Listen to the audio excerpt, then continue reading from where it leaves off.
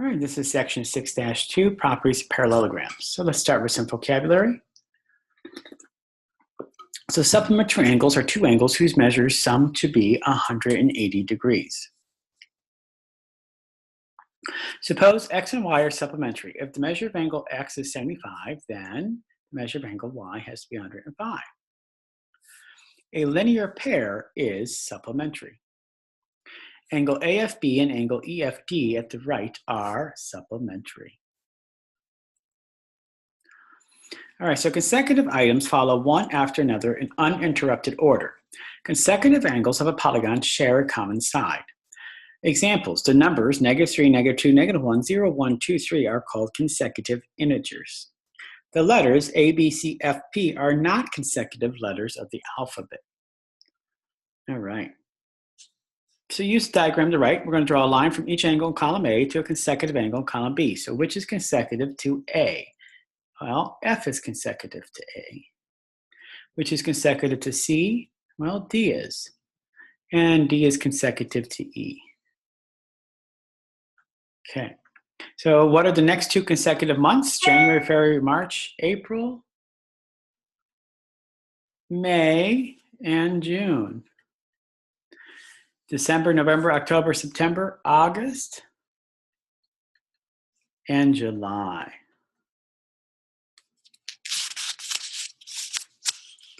All right, so we have a lot of theorems here.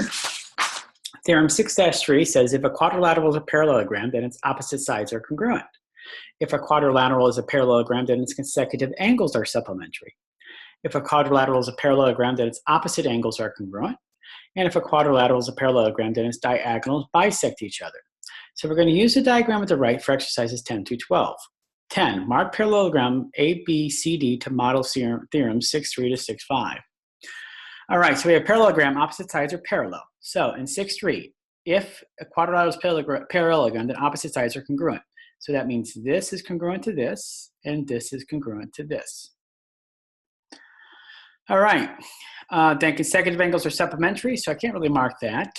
Opposite angles are congruent, so then this angle is congruent to this angle, and this angle is congruent to this angle.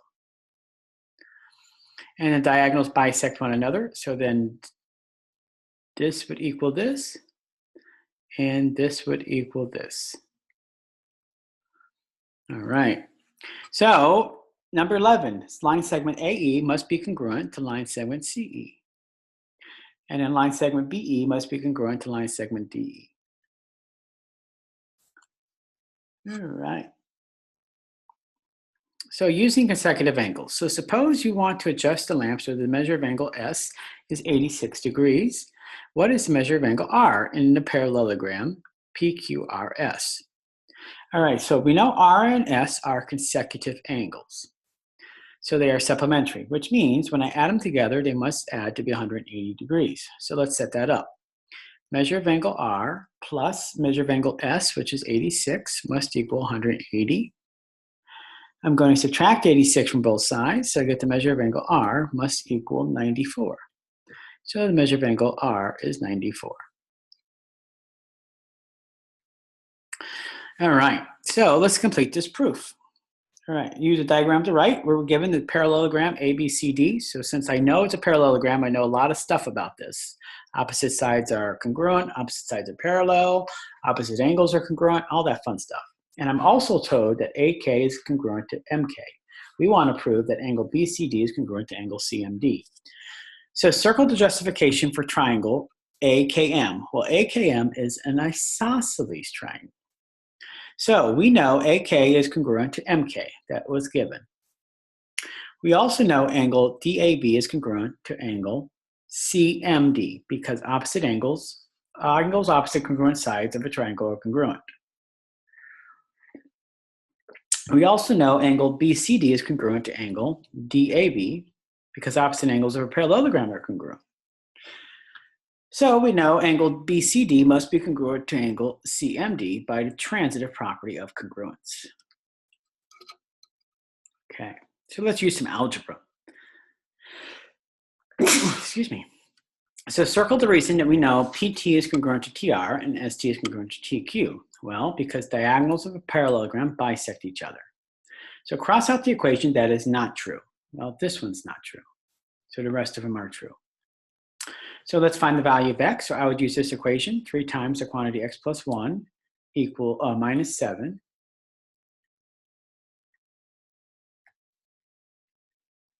equals 2x.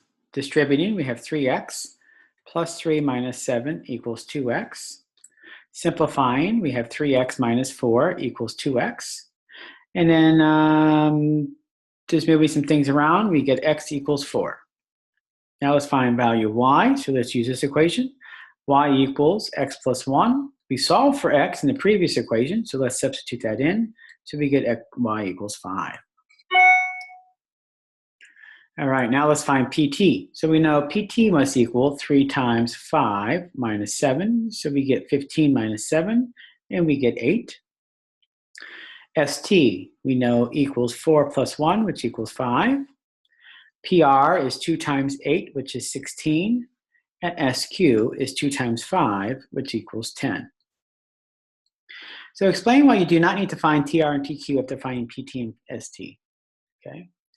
So the diagonals of a parallelogram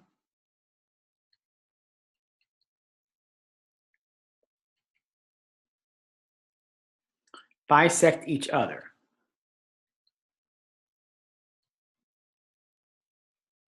So we know PT equals TR and ST equals TQ.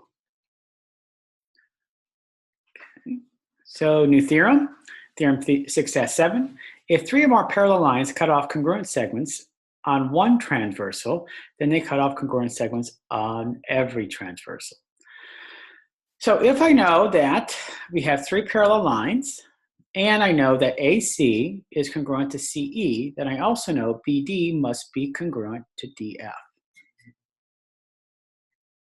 Okay.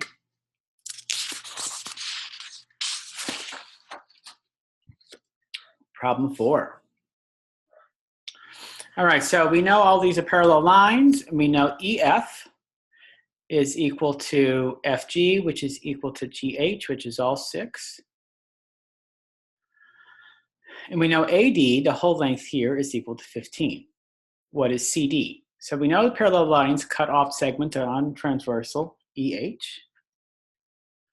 By theorem 6-7, the parallel lines also cut off congruent segments on AD. So we know AD equals AB plus BC plus CD by the segment addition postulate. And we know AB equals BC, which equals CD. So AD must equal 3 times CD. So CD must equal 1/3 of AD.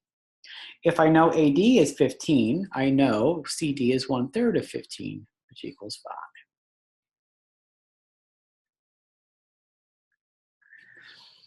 Okay, so let's place a check mark. Your classmate explains that QV equals 10. Explain why the statement may be not correct. All right, so what's correct and what's not correct? What am I told? 3 lines are cut by 2 transversals. We know that. Do we know that the 3 lines are parallel? We don't know that. Do we have congruent segments on one transversal? We do know. What needs to be true for QV to be equal to 10? The lines cut by transversals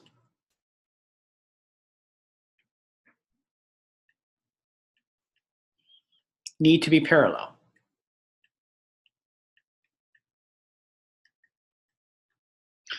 All right, so the lines may not be parallel.